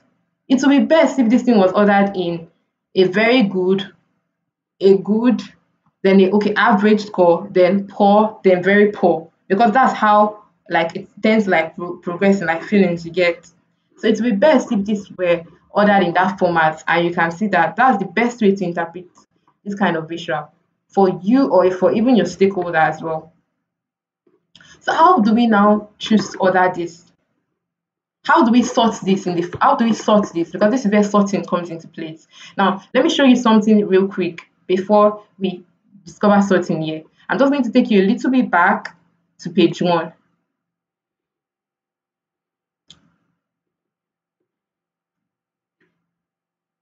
So page 1, I can decide to, when you come to this 3 icon here, you see that you can sort axis. So I can sort by the department, or I can sort by salary. So this is sorting by the salary in descending order. I can choose to change that ascending order, and then it's going to change. So I click on here, I see my sort axis, I sort by salary in ascending order. Let's switch that to descending order now. So I just switch back here real quick to show you how we can sort. When we come to page 2 and we want to sort that way, let's go here. Let's try that and see what we get. Sort axis, count of rating. We want to sort axis by this rating because it's this rating that is not ordered the way we want. We're sorting at descending. Let's say we sort to ascending. Power BI is just sorting this according to the first word, like it's sorting it alphabetically. It's not sorting this by sum of anything. It's not sorting. It's bringing average before G, before not rated, poor, very good, and very poor. Power BI is not sorting this exactly as we want. We want to see very good and average, then poor, then very poor, but we are not seeing this. So this is where you're going to create your own personal table, which you are going to call your sort table. So you're going to go to this icon here. You're still in your home tab where you click on enter data. You're just going to say, hovering around it to say create a new table by typing in data. So first thing first, let's familiarize ourselves with this. So we have average, good, not rated. Okay, let me just shift this to this side.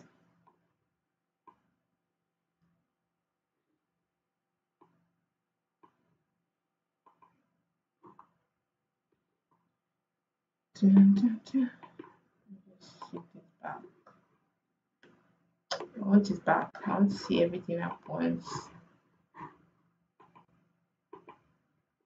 So I'm just going to come to this enter data and I'm going to enter data. So I'm going to create like a sort column. Basically, this sort column is just showing me how I want it to be sorted in. So I'm just adding plus to just add more values if I want. So let me just cancel this and show you how I did this again.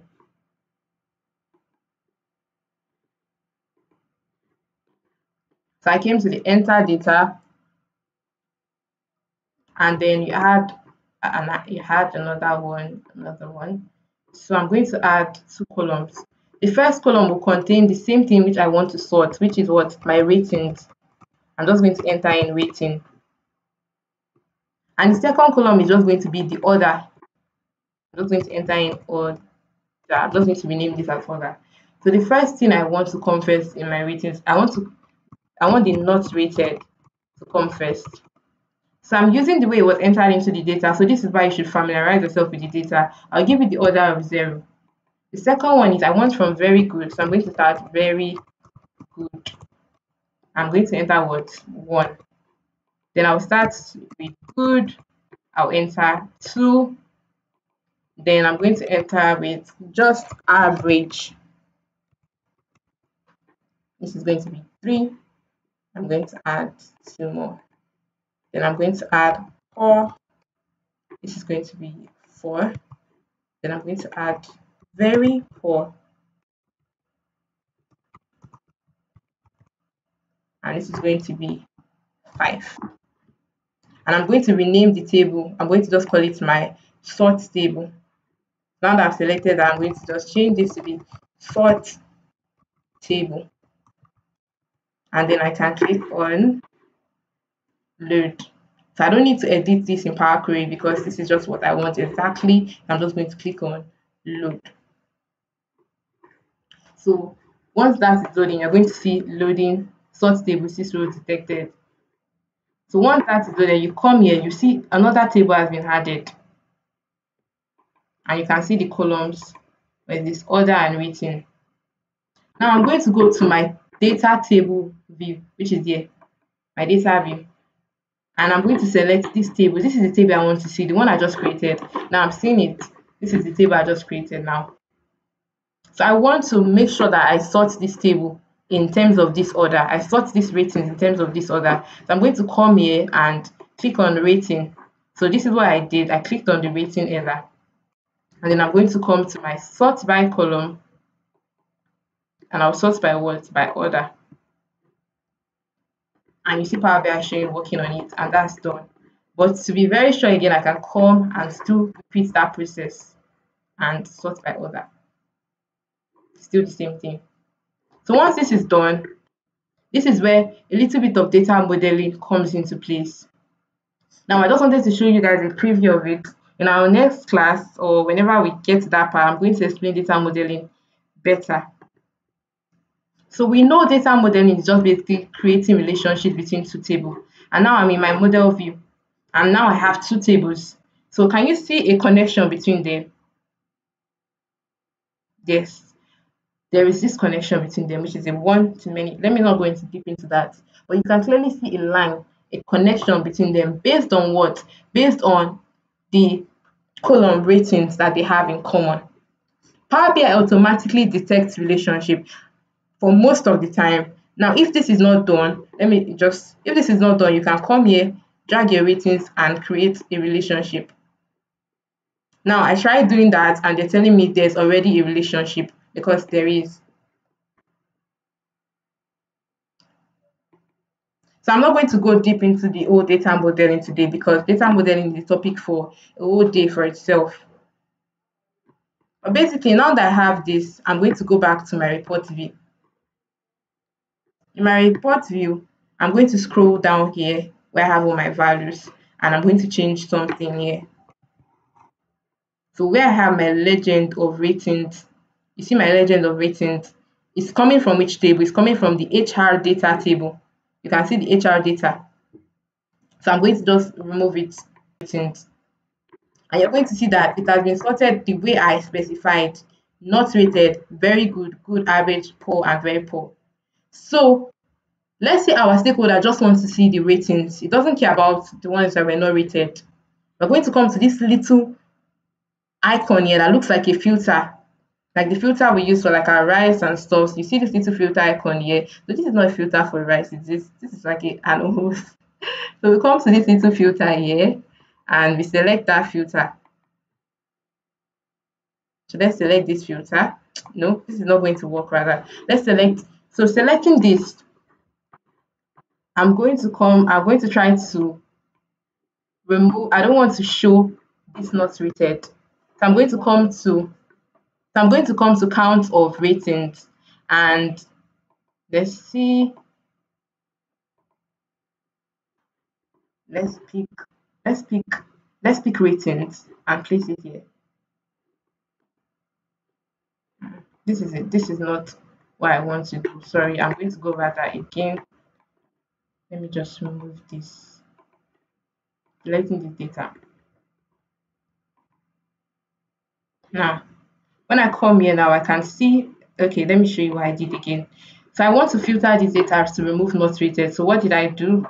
I move over to my filters pane, and then I click on the little drop down box here containing rating, and I'm going to just pick select all first of all, and then I'm going to just unselect not rated. So you see not rated is unchecked now.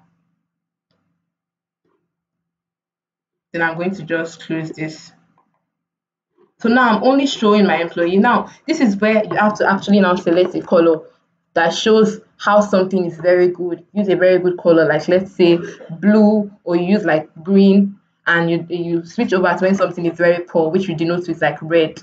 And then when something is average, you just denote it like, oh, like a white color, like it's just there basically. It's not really it's not deep. It's not deep that it's, oh, it's very good or it's very poor.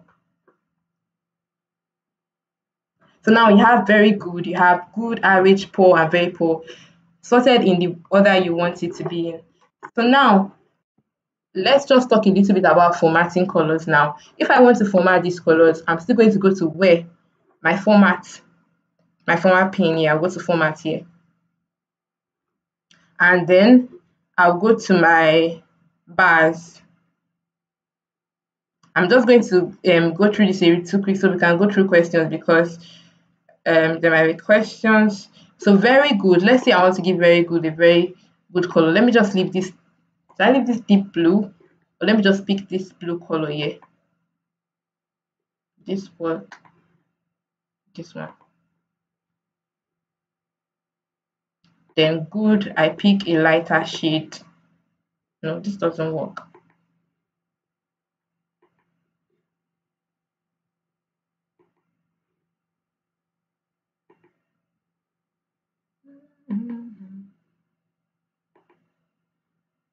Yeah. And then for average, I pick just the basic little. Oh no, I don't want white. White is going to just blur out everything. So I can pick just this little gray. This gray that looks like white. And then for poor, I'm just going to pick out a red color. And then for very poor, I'm going to pick out a very deep red color. So you can clearly tell that, okay, blue signifies something that is good, or green. But sometimes they say people can't really see green very well, but so that's kind of like limiting the access. So I just use blue and red. So for very good, you can see it's a deeper blue. For good, you can see a lighter shade of blue. For average, I just stuck with something neutral. For poor, a lighter shade. Then very poor, a very deep red, to show that, okay, this is the part. So let's say we want to show, let's show the data labels. We're not able to really understand this. Let me turn on data labels right here. Now, this is light. You can't really see these numbers. I don't think anybody can see this. So the best thing would be to change the color of your data label to a dark color, if that is possible here. So you come to your values under data label, you see your color, and I'm just going to choose a black color. And you see that that's better. You can easily see this better. You can also increase the font size, and you can just decide to approximate it, because 21.62%, that's too, that's not really it. So you can see now with this that ratings by gender, the non-binary are having 14% ratings of very good, and females are being rated very good 12%, while males are having a little bit behind with just 8% of ratings.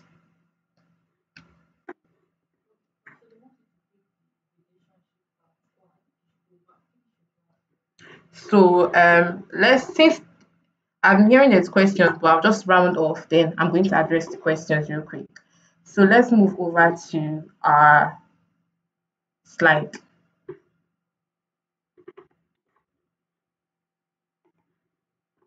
I'm moving to the next. So I wanted to talk about pie charts and donut charts. So pie charts and donut charts. Pie charts are charts that shows you how parts contribute to a whole. Now you might have seen pie charts and donut chart, they perform the same thing, just like donut chart has a little hole in between it, like an hollow space. So these charts are best suited for percentages. You see a lot of people talking online about pie charts, they don't like pie charts or they don't like donut charts. Now, why they're saying this is because using these charts sometimes is very difficult to interpret. And as a data analyst, you want accessibility to your visuals, you want your stakeholders to be able to easily interpret it. So let me just read this now. When using these charts, try to avoid presenting too many categories because it results in thin categories that are difficult to interpret. So if your visual is really difficult to interpret, if you're confusing people, then are you really telling a very good story? So in this case, what do you do then? It's better you use another visual such as the column chart. So I'm going to recommend a book that I read as well, Data Storytelling with Data by I think her name is Cole. I can't really pronounce the name, but I'm going to probably drop it down in the Telegram group. So reading that book is going to really help you with storytelling with data better. So she advised as well that it's always better to use a column chart when it's too difficult, when the categories are too much, and you can just show on you can just use a column chart to just do that as well. So let's say we want to create a pie chart. Let me just quickly show you that. Okay, right, this is your pie chart and this is your donut chart. So let me come with donut chart. Let's say I want to see the distribution of the locations by gender, or let me see, what do I want to see? I want to see which location are they paying more. Let's just say location, and let me put salary. Employees in which locations are getting. So let's just see this.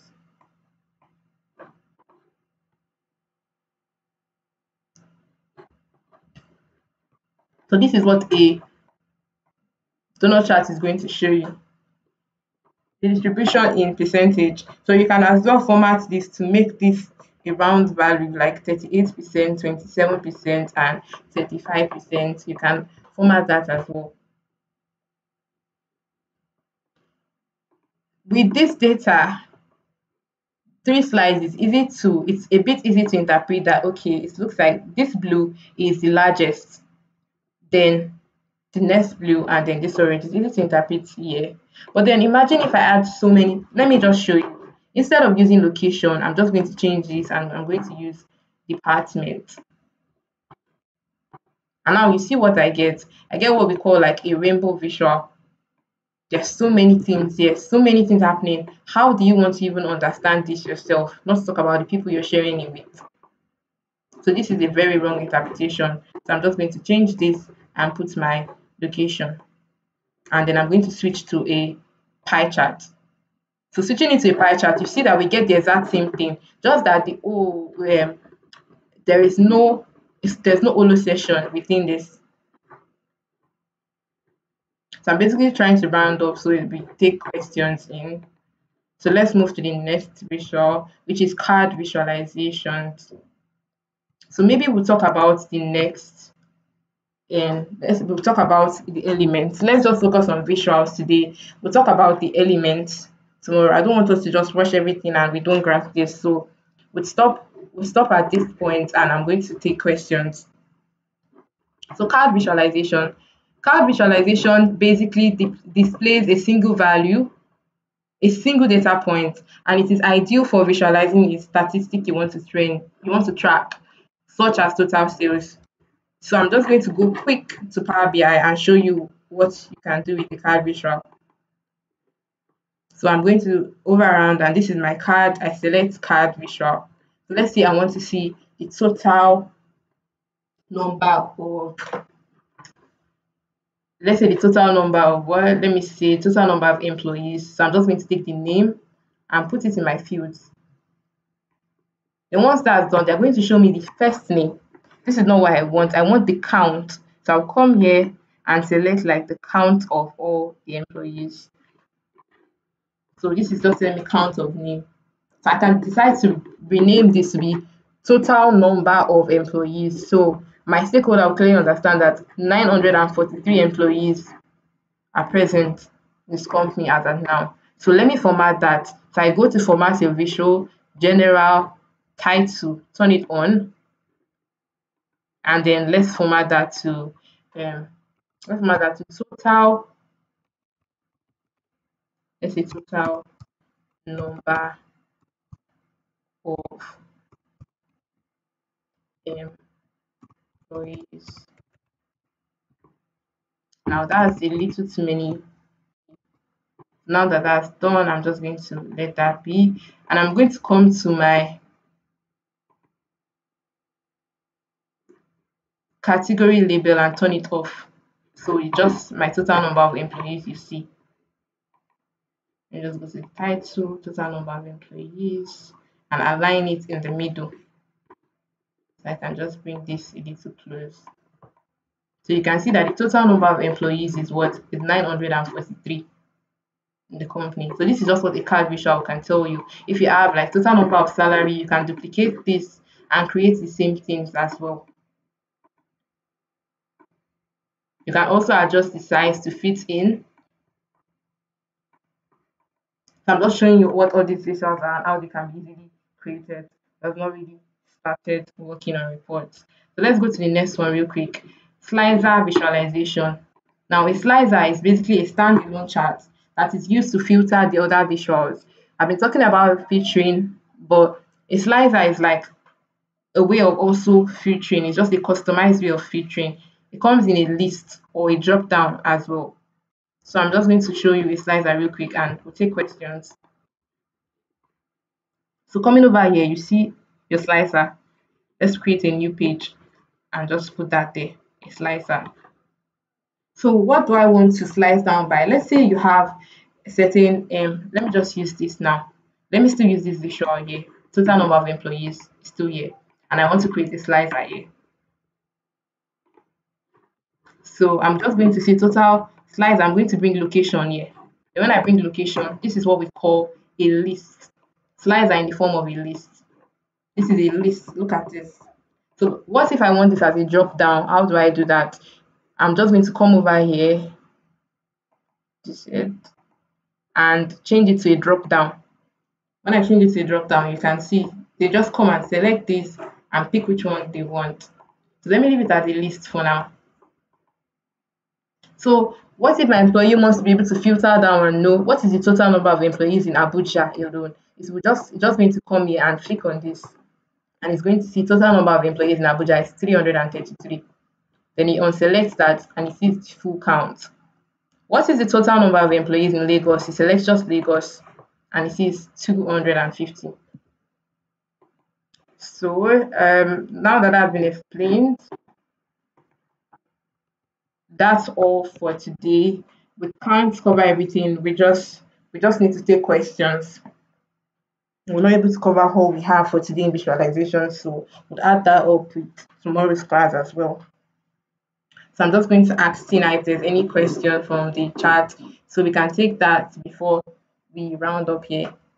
So the only question is, they want you to go over the relationship. They don't go over that relationship part. So Tina is saying the only question is they want me to go over the relationship part, like how I did that. So I'm going to go over that. Let's move on to Power BI. So this is where I did it. Let's go to the page. I had to. So for this relationship part, I had to create a table first of all. And when my table was created, let's see if I can create the, let's see, this is what the table I created. I went to my home tab and I entered data. I entered this data manually. One thing Power BI does is once you enter data, you're going to have a new data table and it's going to show up here. I started off with just HR data, but I ended up having a new table, sort table. Now, once this is entered, I have two tables in this Power BI report now.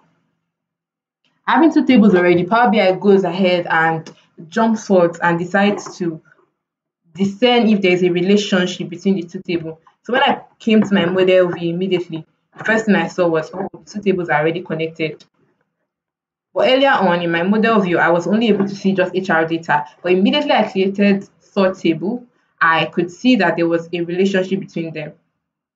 Now I'm saying here that I'm going to go over modeling and creating relationships and what all of this means and how the relationship is create and how you can create relationships. I'll go over this when we go over data modeling properly.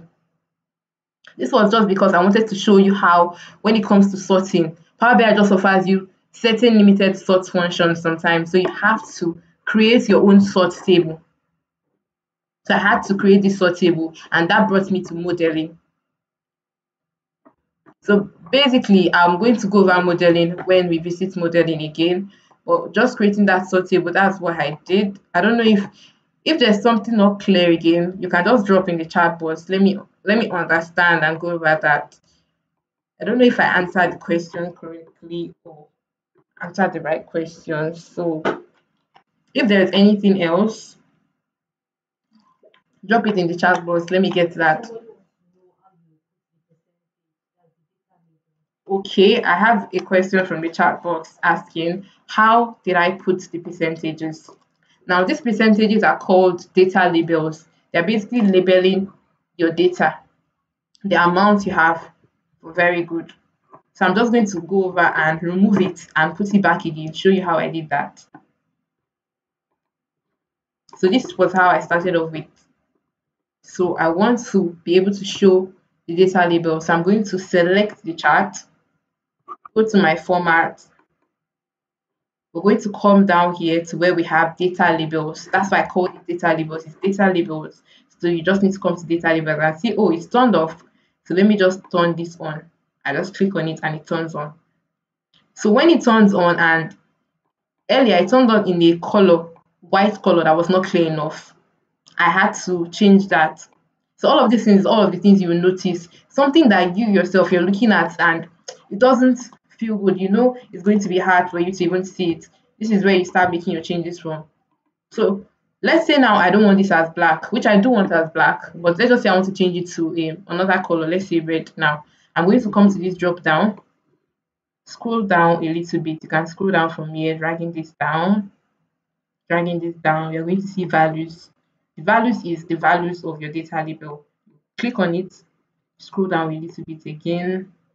Now see the color of your values, showing you black because I selected black. Let's change that. Select on it, pick another color, say red. It's going to change to red. But you see, red does not really work well for this case. So let's stick with our black. And we can decide to increase the value here to make it bolder if you want. So that's how I was able to show the data labels. Showing the data labels easily tell that 12%, a large amount of percentage came from female. So you can easily tell that also from looking at just the length, like the width of the bar. You can tell that non-binary had more very good than female. But you can also want to show exactly the percentage apart from this x-axis. You might want to show this as well.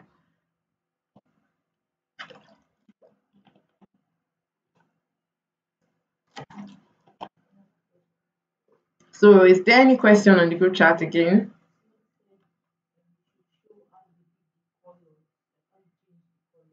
So I get a question from the chat saying, can I show how I change the colors? So the same thing is the format. So this is basically formatting your visuals. So we'll go back to the format.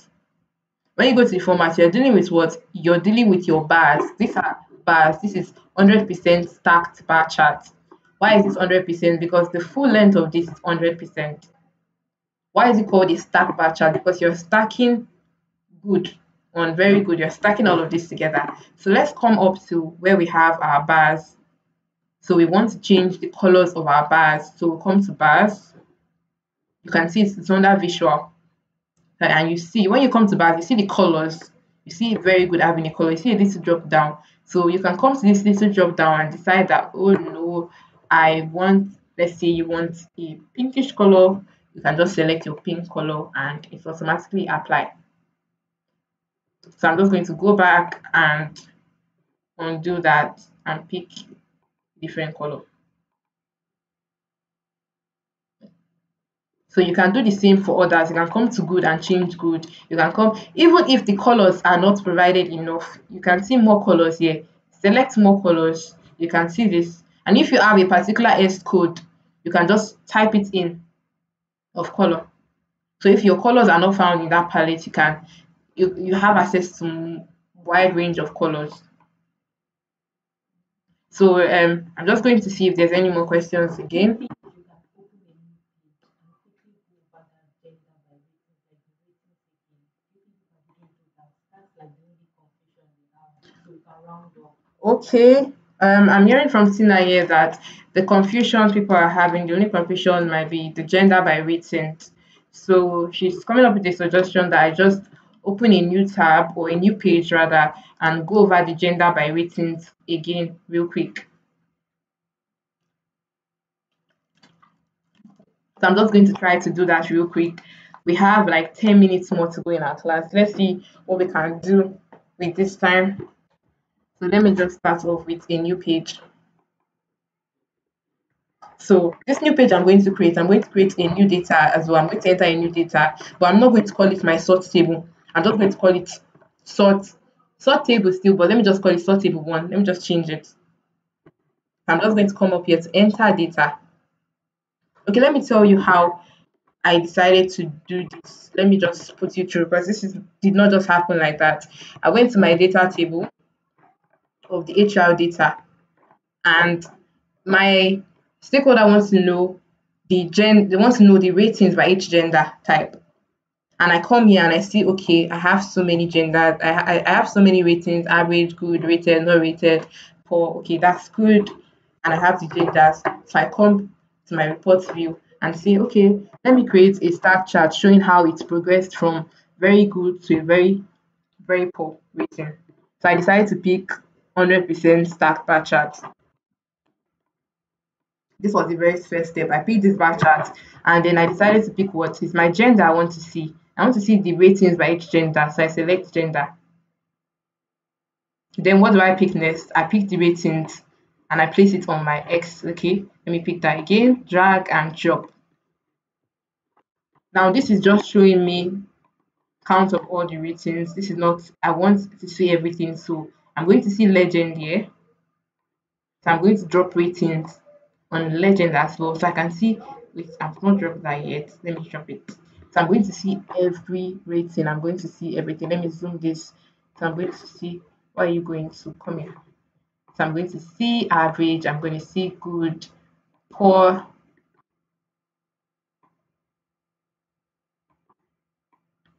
I'm going to see average, good, not rated, poor, very good, and very poor. So this is it. But can you easily tell something from this? Compare this with what I created earlier. Where is it? Where are you? This. Compare this and this. Which visual can you easily be able to understand and you will not feel hard trying to take in? Clearly, it will have to be this visual on page 2, where you can see how it progressed from very good to very poor. So when I created this visual, first thing I saw was how average came first, good, not rated, poor, very good. Everything was in disarray. And I didn't think this was a very good representation. Apart from the colors being also a color of rainbows, the arrangement was not good. So I decided to sort that. And coming here to Power BI's regular sort, if I try to sort by gender or count of ratings, it would not work. Power BI will keep sorting by the sum of the ratings or by all of this alphabetically. It will sort by A, G, N. It's going to keep sorting by that. So this is where I had to enter in a new data to tell Power BI how I want to sort. So I entered the new data. So I familiarized myself with my data set, so I know that I have a ratings column, which I'm just going to call this ratings as well. I'm going to call this ratings. And in my ratings column, I have a bunch of values like not rated. I have What do we have again? We have very good. You can, if you forget, you can just scroll here like this a little bit and be able to see what you want to write. So that's all good. So very good, good, poor, no, average rather. Let's start with average. It's an average. I'm ranking them up. Then we start with poor and we go with very poor. Okay, very poor. Then I'm going to add another column here, plus. This column we call, going to call this column order. So I'll give this an order of 0. I'm going to be ordering it in the order I want them to appear. 2, 3, 4, 5. And I'm going to rename this. Let's just rename that sort table 1. Since I already have a sort table, Power BI won't allow me to rename it the same thing. So I'm just going to load this.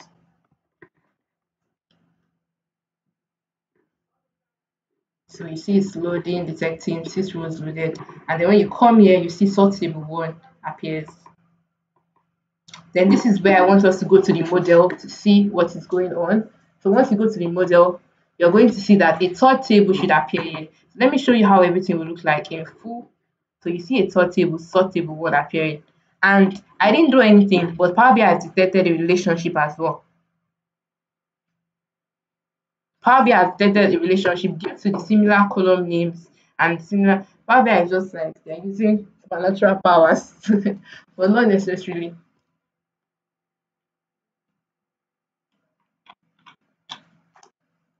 So Power BI automatically detects this relationship between ratings and ratings by just over around this line. You can see ratings and ratings selected. So with this relationship now, that's all good to go.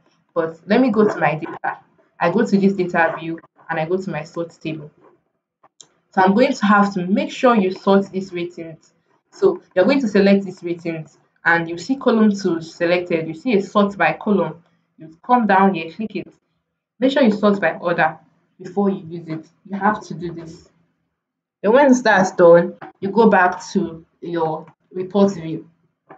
On your report view now, you're like, okay, now the legend is the one showing you how this thing is appearing. The legend is showing you average is coming for good. So you're going to come to your legend here and say, I don't like what this legend is showing me. I'm just going to come here and change that legend. So you come here and remove the legend, and then you're going to pick the legend from your sort table, which you created of ratings, and you're going to place that. And then once you place that, you see everything is rated well. See everything is arranged in the way you want it to be. Now, once you see this, you see not rated here as well, and you're like, okay, my employee just wants to see the ratings. It doesn't really care about the ones that people didn't, there was no ratings for. You want to filter to remove that.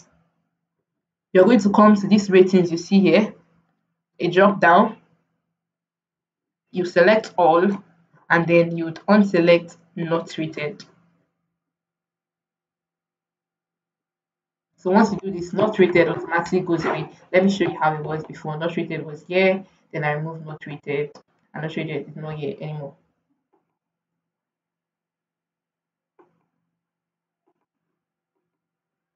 So with this, it's okay, but now the colors are still rainbows as well. So you can now decide to show how very good progress to very poor. So I think we can be able to understand that. I went to the format. I've explained this before, so I'll go over it real quick because we have 3 minutes to the end of the class. We don't want to waste anybody's time. So very good. I'm just going to pick a deep blue shade of color. Then good, I'll pick a lighter blue. Average, I'm going to pick this gray color here. Then poor, I'm going to pick like a red color. And then very poor, I'm going to pick a deeper shade of red. And then this is just it. So if I want to highlight my data labels, I can go ahead to do that. So this was how I created this, showing that which gender, so you can clearly tell gender and their ratings from this as well.